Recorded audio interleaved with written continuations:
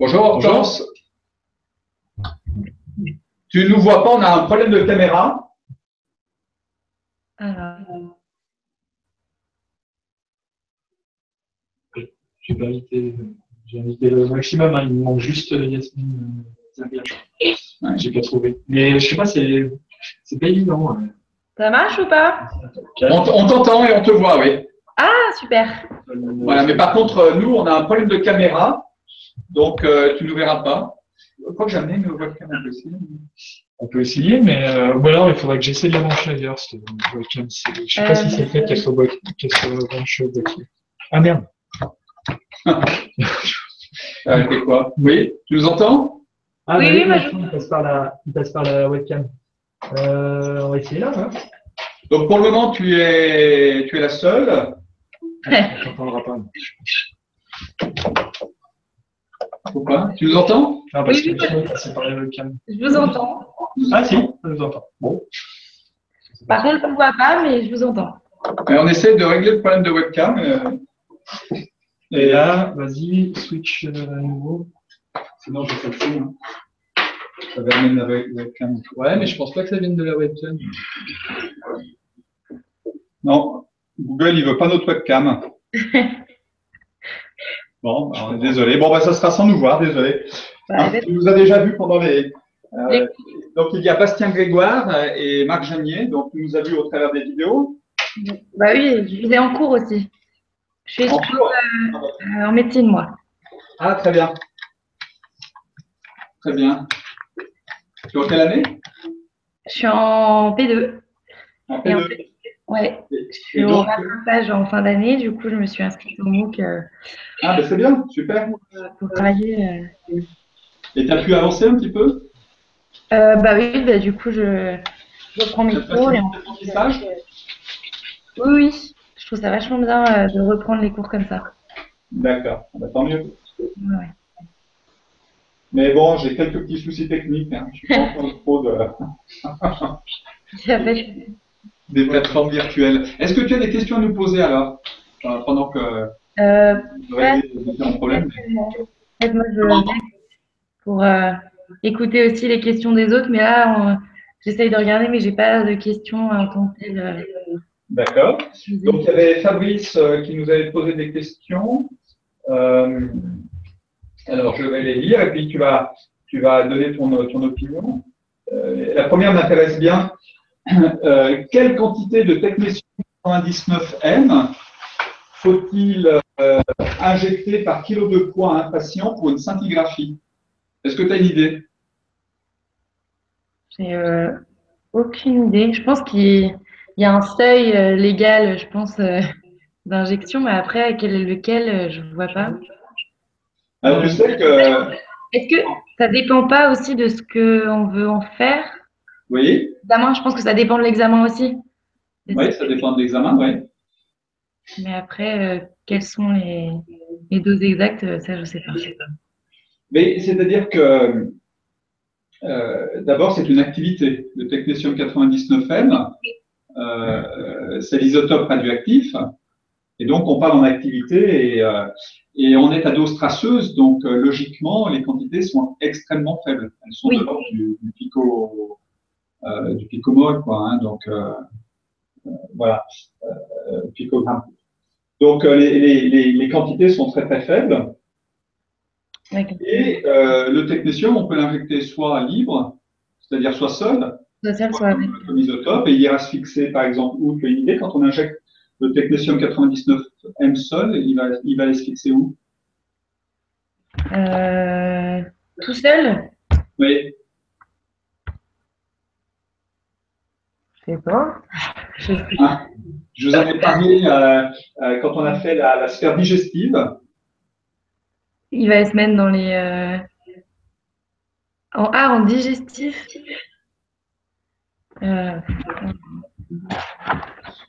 Regarde. Sur la muqueuse gastrique.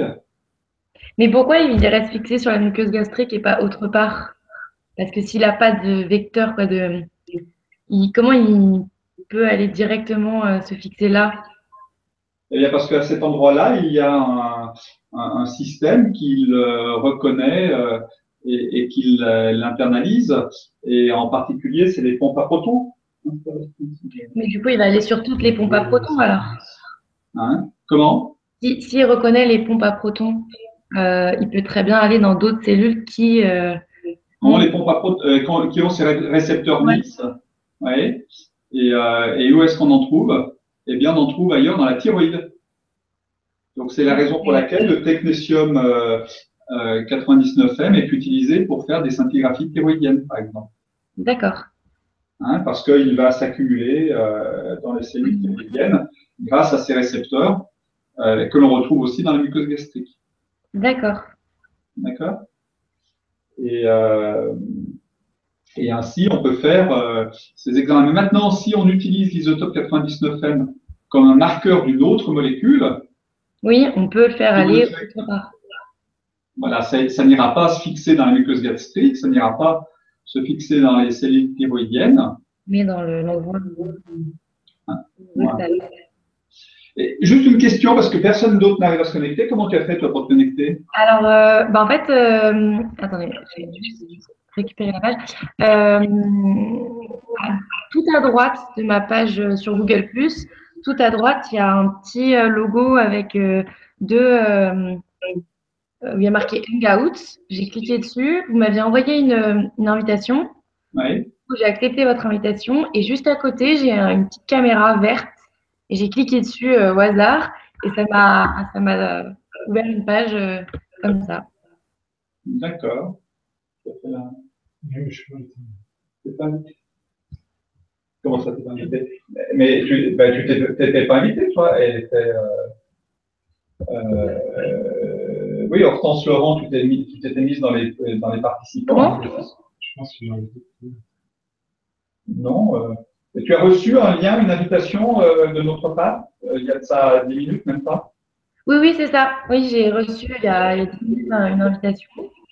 J'ai cliqué accepter et après, ça m'a mis à droite de mon écran un, un petit onglet Hangout. Et là, j'ai cliqué sur la caméra verte et ça m'a mis ici. Voilà. Mais, je vais essayer de... Parce on a lancé l'invitation à d'autres, mais visiblement, ils n'y arrivent pas. Pourtant, ouais. Je sais pas.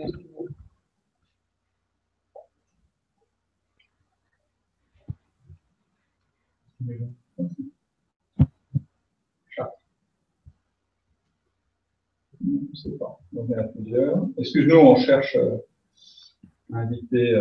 Bien sûr.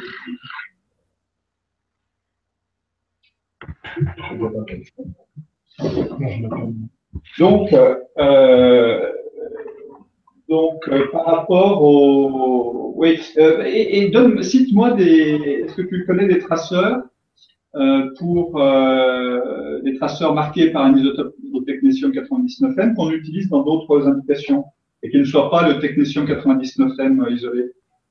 Que avec du technicium ou Non, avec... Non? marqué sur une molécule. Ah, il y a non, c'est pas le 18 FDG qui va aller, qui est marqueur, quoi, qui va nous permettre d'aller voir pour le glucose, ça? C'est ça que vous demandez? Alors, quand tu dis 18 FDG, quelles sont les informations qui sont contenues dans ce mot-là?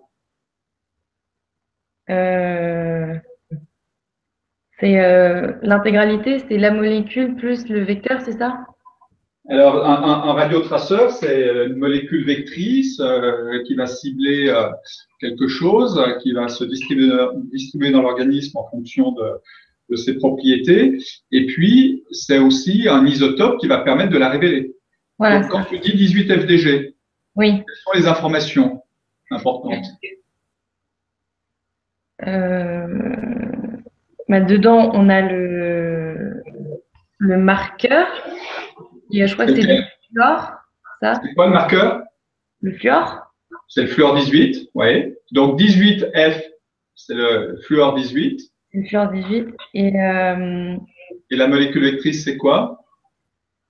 Bah, ça doit être DG, mais ça, je sais pas ce C'est que le c'est que déoxyglucose. Le DG, c'est du déoxyglucose. Et D'accord? ouais. Donc, si le marqueur, c'est le 18F, le fluor 18, Oui. le fluor 18, il se désintègre de quelle façon? Euh, Ça va être un positif, ça, c'est la tête. C'est Non, un même isotope émetteur de positons. positon, ouais, pardon. Hein. Donc, comme c'est un isotope émetteur de positons, la détection se fera en tomographie d'émission de positons, en TEP, et pas en scintigraphie conventionnelle. Or, le technétium 99M, C'est en scintigraphie conventionnelle. c'est un isotope qui émet des photons gamma. Hein, c'est un isotope qui émet un seul photon gamma et qui Ah oui. donc est utilisé avec la scintigraphie, est détecté par les gamma caméras conventionnelles et est utilisé en scintigraphie conventionnelle. Donc, Ah oui. En quand je te demandais, on peut utiliser l'iode, c'est ça aussi.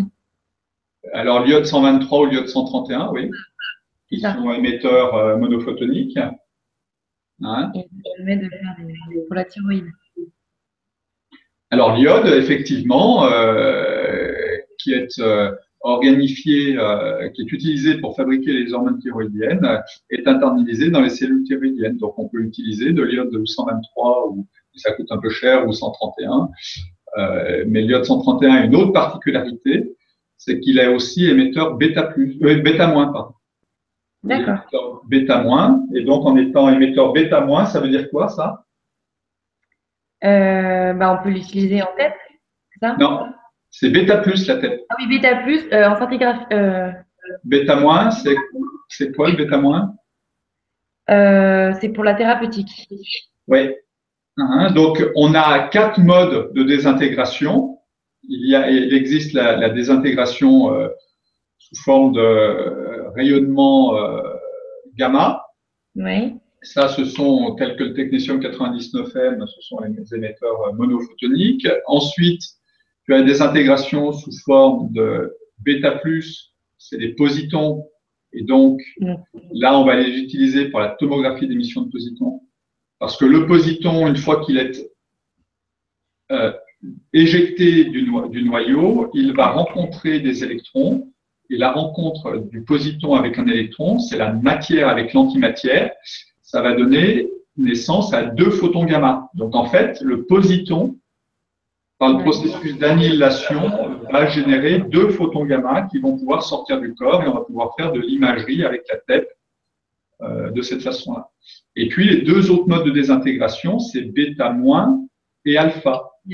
Bêta- et alpha sont des particules. La particule alpha, c'est l'équivalent d'un noyau d'hélium. Et le bêta-, c'est un électron. Et donc, un électron, une particule alpha, quand elle va être éjectée dans l'organisme, va libérer de l'énergie et va détruire en fait l'ADN, par exemple. Et donc, c'est utilisé à des fins thérapeutiques. D'accord. Donc, il faut bien positionner ça pour bien vous y retrouver. Des isotopes vont servir à l'imagerie diagnostique et d'autres isotopes vont servir à l'imagerie thérapeutique. D'accord. D'accord. Donc, il faut bien distinguer qui est quoi. Les isotopes monophotoniques tels que le technétium 99M ou l'iode 123 ou l'indium 111, ça sera détectable en scintigraphie conventionnelle avec les gamma caméras. Et le fluor 18 ou le carbone 11 ou le gallium 68, ce sont des isotopes émetteurs de positons qui, eux, seront utilisés pour une détection par la tomographie d'émission de positons. Et les autres, c'est en thérapie. On ne peut pas les détecter avec les gamma caméras ou la thérapie. D'accord? D'accord.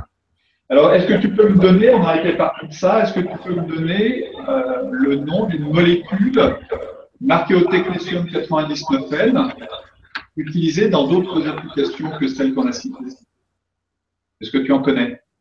Tu m'avais dit 18FDG, tu comprends pourquoi c'est 18FDG maintenant, hein? Oui, c'est bon, maintenant je comprends. euh, une molécule en scintigraphie conventionnelle qu'on utilise avec le 99 en gros. Lithium, c'est ça? Comment tu dis? Euh, En gros, vous me demandez qu'est-ce qu'on peut lier avec le technicien 99 pour la scintigraphie conventionnelle? Oui, c'est pour donne-moi un nom une molécule que tu connaîtrais, qu'on utilise en scintigraphie conventionnelle pour faire des examens autres que ceux qu'on a cités, c'est-à-dire thyroïde ou muqueuse gastrique, et qui soient marqués avec le technicien 99M.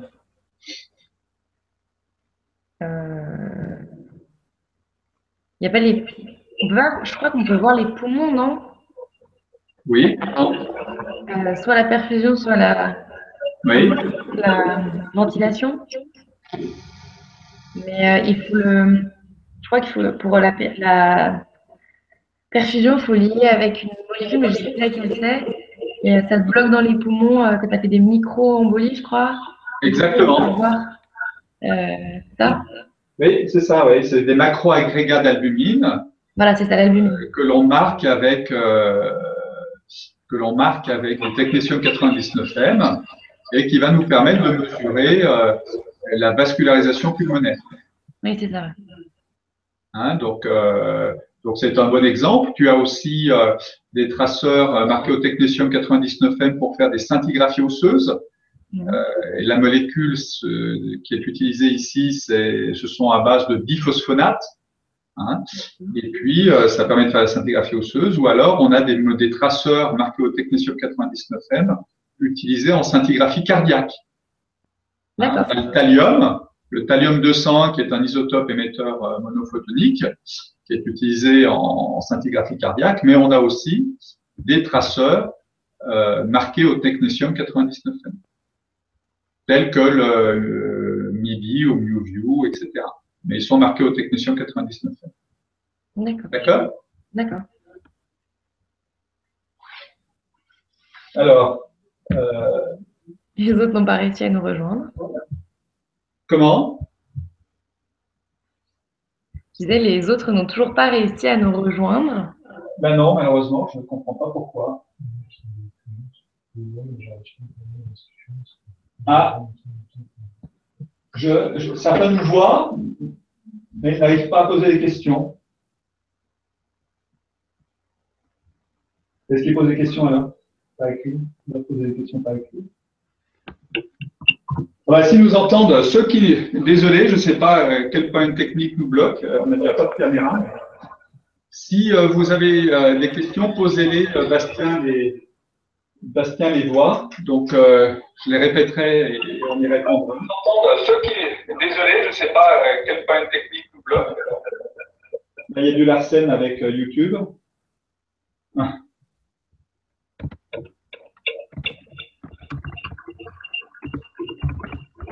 Mais parce qu'en fait, je pense que les gens, ils cliquent en fait sur. Vous avez mis sur la page d'accueil, on voit un petit sigle, on voit une vidéo à gauche. Et en fait, moi, je suis allée vraiment à droite où il y a marqué Hangout, et c'est là où j'ai pu participer ici, en fait. Mais je vais voir.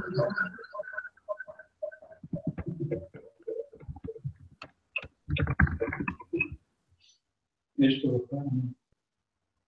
Comme ça. Je te vois pas. Hein? Ah, c'est bon. Non, je t'invite là. Non, c'est ajouté à mon cercle. Là. Je comprends avec ces cercles. Moi. Je ne suis pas réseau, mais.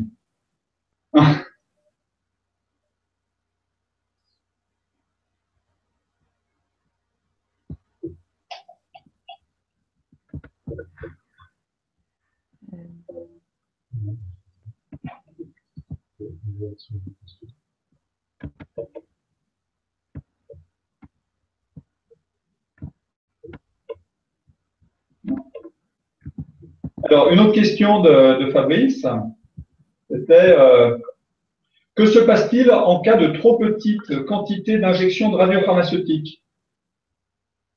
Donc, c'est une bonne question aussi. D'après toi, on veut faire une image, on injecte une molécule marquée par du technétium 99N, et en fait, on l'a injecté en petite quantité. Alors, est-ce que l'examen est perdu? Est-ce qu'il existe des façons de récupérer cet examen? Je pense que si c'est en trop petite quantité, finalement, il n'y aura pas assez de fixation, donc on arrivera moins bien à voir. Donc, Alors, la quantité, on a dit qu'on était à dose traceuse. Donc, on ne parle pas en quantité, on parle en activité déjà. Parce qu'on injecte à dose traceuse, le traceur en médecine nucléaire. Donc, le terme de quantité n'est pas adapté. On va parler d'activité. Voilà. Donc, déjà, trop petite quantité, ce n'est pas notre cas. On est à des très faibles quantités. Maintenant, donc, c'est plutôt activité. Donc, si on injecte une activité trop faible, qu'est-ce que l'on peut faire pour que les examens ne soient pas perdus, si on peut faire quelque chose?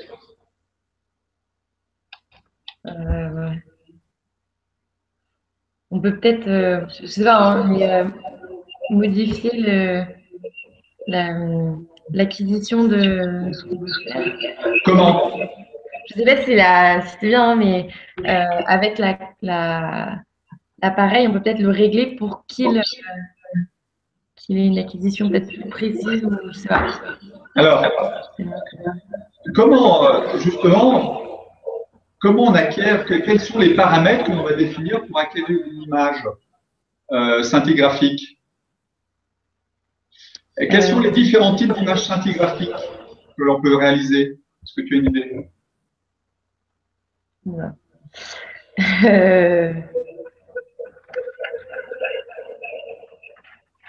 Les différents types d'images scintigraphiques. Donc, oui. Voilà. On va faire ça va être la même chose. Je vois pas j'arrive pas On peut faire des images dites statiques, c'est-à-dire qu'on va faire une image à un moment donné. Oui, ou alors en continu, je sais pas comment on dit. Ou des images d'une série d'images qu'on appelle dynamiques, c'est-à-dire qu'on veut suivre un processus qui évolue dans le temps, et pour voir son évolution dans le temps, on fait des images successives dans le temps. D'accord? Donc, si on injecte une trop faible activité et qu'on veut suivre un processus qui est rapidement dynamique, on sera coincé parce que on n'aura pas assez d'informations pour suivre ce phénomène-là. D'accord. En revanche, si notre protocole demande que des images statiques, c'est-à-dire qu'on fait une image à un moment donné, à ce moment-là, si on injecte une activité trop faible, eh bien, on peut rallonger la durée d'image. Parce que qu'est-ce que l'on mesure comme information pour fabriquer l'image? Qu'est-ce qu'on mesure? J'ai vendu la fin en fait. Ça a coupé. Qu'est-ce qu'on mesure comme information pour fabriquer l'image scintigraphique? On mesure l'activité l'émission de ce qu'on a injecté. Et comment on peut injecter? Quel est le message physique? Je suis vraiment désolée, mais en fait, ça coupe beaucoup, donc j'ai du mal à entendre la fin des phrases. Quel est le message physique que l'on mesure? Qu'est-ce que l'on mesure? Comment on peut détecter la molécule? Par les. Je sais pas je sais plus ce que c'est, mais les photogammas qui sont envoyés. Et du coup, on va les récupérer grâce à la machine. Et avec ça, on va pouvoir déterminer après un papier numérique une image. Voilà. Donc, si on n'injecte pas suffisamment d'activité, on aura peu de photons gamma. Oui, donc on aura une image pas assez précise. Donc, on aura beaucoup de bruit dans l'image. C'est comme un appareil photo. L'appareil photo, il utilise des photons. Quand tu es dans une pièce sombre la nuit, tu as peu de photons qui arrivent à ton appareil photo, donc tu vois peu. Et bien là, c'est un peu la même chose. Il y a peu de photons gamma qui arrivent à ton détecteur, donc tu verras pas grand-chose. Donc, comment tu peux faire en photo pour améliorer les choses? tu peux soit augmenter le temps d'exposition. Je suis vraiment désolée, la fin de votre phrase est coupée, j'ai pas eu la fin.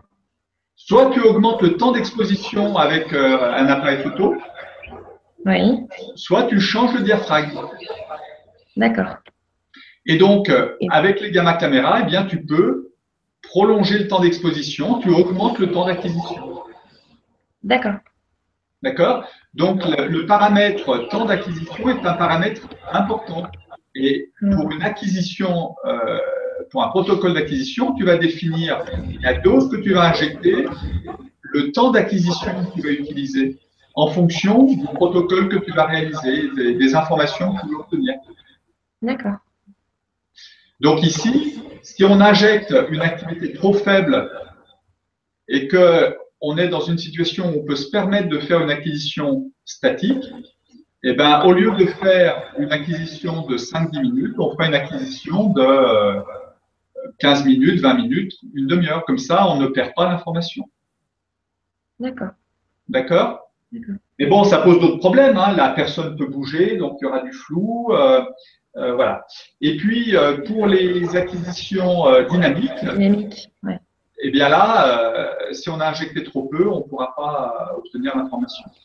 Et on peut pas refaire une injection du coup? Alors si, on peut refaire une injection, mais ça nécessite 2 injections. Il faut, voilà, en général, on se met ça après. D'accord. Et puis, pour les images, il y a un autre type d'acquisition que l'on peut réaliser, c'est les acquisitions tomographiques. D'accord. Où là, on fait des images statiques.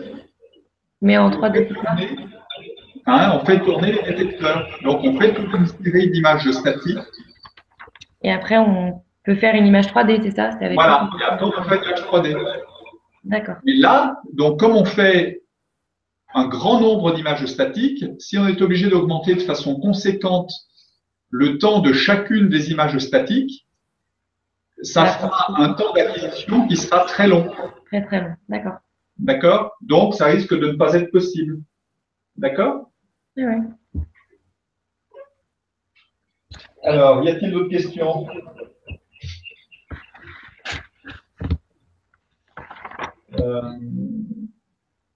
Alors, le technétium 99M peut-il arriver tout près?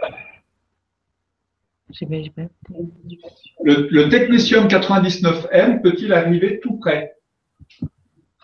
Tout près. Alors, comment le technétium 99M, comment on le produit, comment on l'obtient? C'est pas avec du mobilène? Molybdène. Voilà, c'est ça. C'est à partir d'un générateur de molybdène. Molybdène, pardon.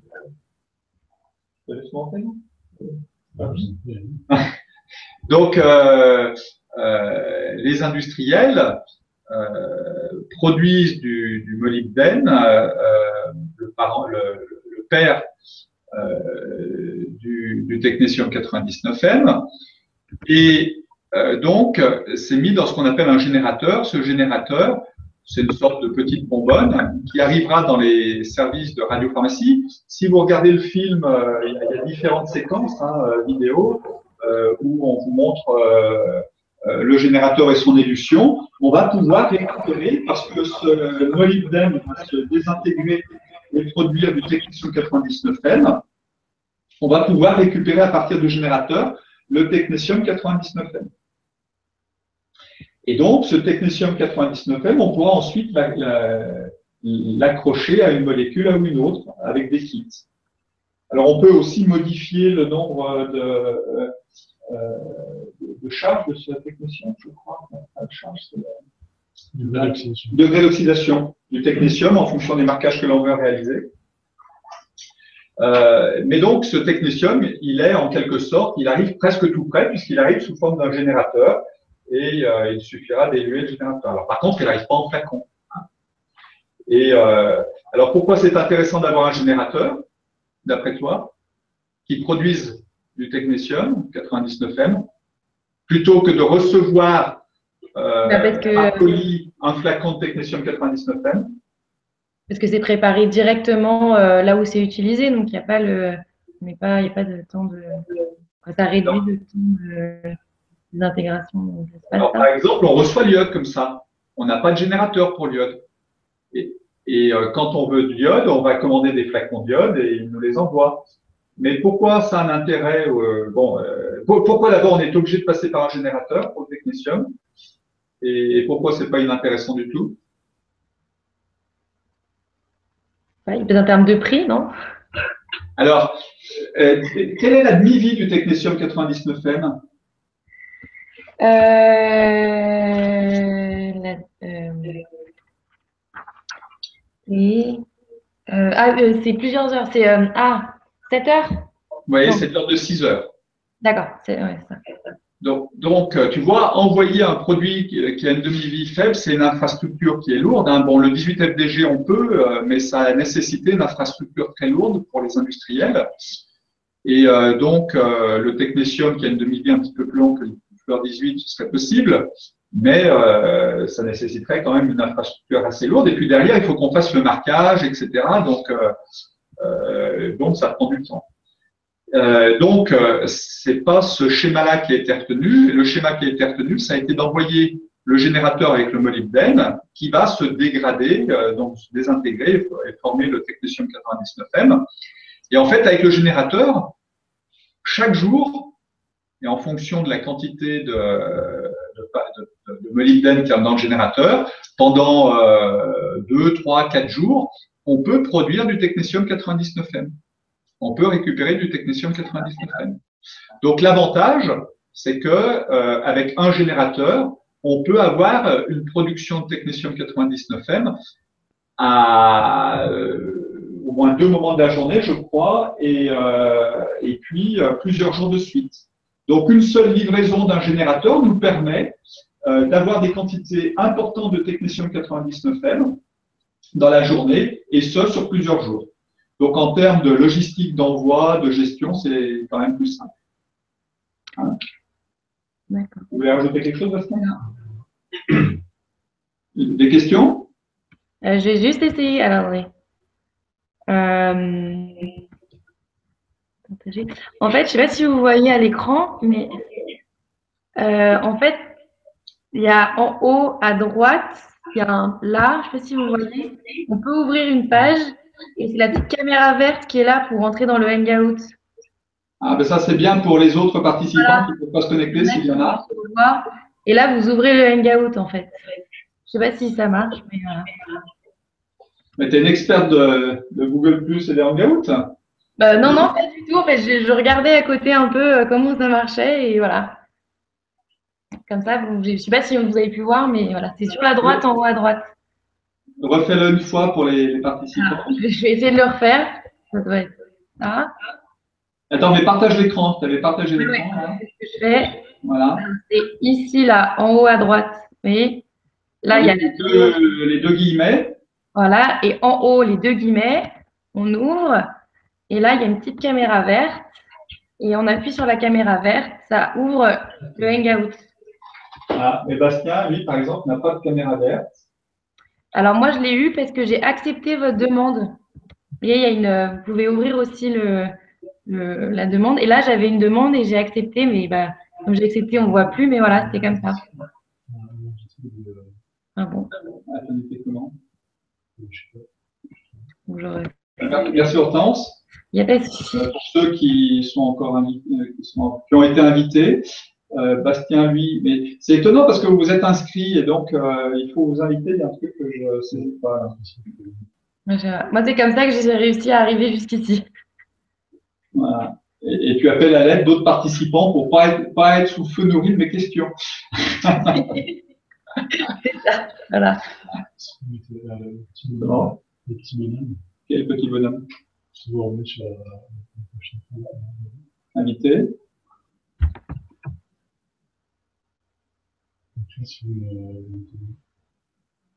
Tu es où? Comment c'est pas ton nom? Ah, effectivement. Donc Sébastien. Point c'est quoi? Non, juste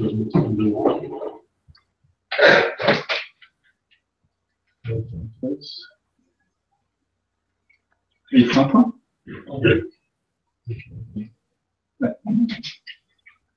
C'est une adresse mail. C'est celui-ci, c'est sûr? Ouais.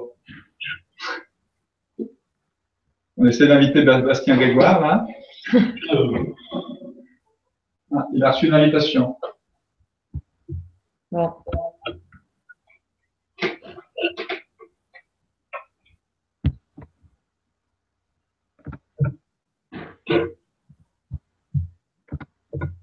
Mais je ne comprends pas pourquoi. Ah, il faut créer un cercle.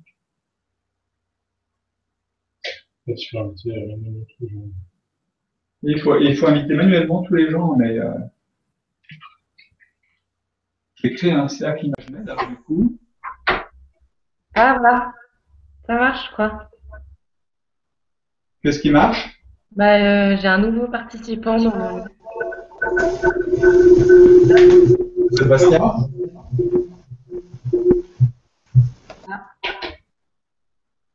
Du coup. Voilà, du coup, j'ai plus rien à moi. Ah, si, voilà. Je vais retrouver Hortense. Et puis il y a Bastien, ouais. Ok.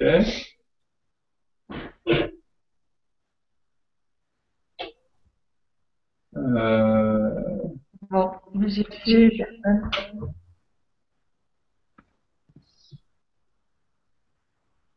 Bon. Alors, oui.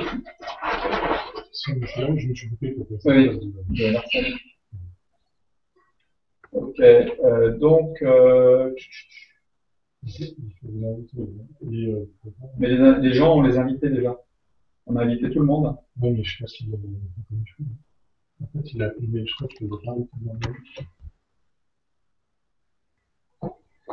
Il les a pas. Si, il a jonglé entre les deux. Il a jonglé entre les deux. Et je pense que mon erreur a été de ne pas créer un cercle ImageMail, comme ça les gens qui s'inscrivent, je les mets dans le cercle et ensuite j'invite le cercle. Mais je ne sais pas. Et je ne veux pas faire perdre de temps en temps, c'est la suite. Bah, en fait, moi, je vais pas tarder à vous laisser parce que j'ai stage à l'hôpital. Donc, Bien sûr, oui. j'avais prévu de rester 1 heure à peu près. Et Oui. Il y a une autre question. Ah. En termes d'irradiation, une scintigraphie au technétium est-elle plus irradiante pour un patient de 70 kg qu'un scanner corps entier, d'après toi? En termes d'irradiation, le fait d'injecter le radiotraceur dans le corps d'un individu, est-ce que ça irradie plus cet individu que de faire un scanner? Non, le scanner est plus irradiant. Pas toujours, hein, ça va dépendre en fait, ça dépend du radiotraceur que tu injectes, Oui. mais c'est vrai que en général les scintigraphies conventionnelles avec des traceurs à base de technétium 99M sont moins irradiants que un scanner. Si on fait une scintigraphie au thallium 201 comme on peut le faire en scintigraphie cardiaque, à ce moment-là, effectivement, le niveau d'irradiation est à peu près le même que le scanner. Hein. Donc, en termes d'irradiation, l'imagerie médicale devient quand même un des éléments qui apporte une irradiation individuelle assez importante et il faut qu'on soit très attentif à ça. D'où le cours sur la radioprotection. Hein. D'accord. Voilà. Bon, donc ça a été un peu un échec technique. Bon, voilà. Bon. Et on fera mieux la prochaine fois. Je suis vraiment désolé pour ceux qui n'ont pas pu suivre. Et puis je te remercie Hortense d'avoir été présente, d'avoir réussi à Merci à vous de répondre aux questions. déblayer un peu tous ces problèmes. Puis, n'hésitez pas à poser vos questions telles que vous les avez là sur les forums aussi. Hein. Oui. D'accord. À bientôt. À bientôt. Au revoir. Au revoir. Et bon stage.